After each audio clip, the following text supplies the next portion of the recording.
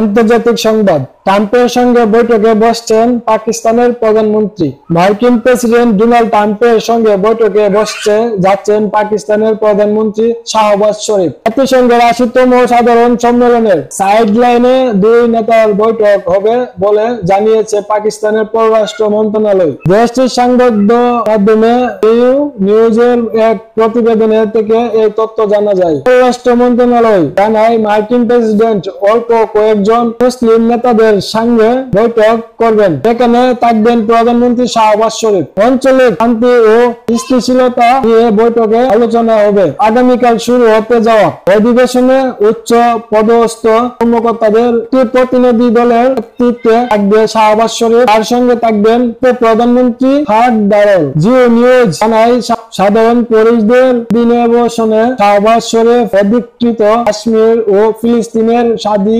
স্বাধিকার নিয়ে আলোচনা করবেন। চ্যানেলটিকে লাইক করবেন, সাবস্ক্রাইব করবেন।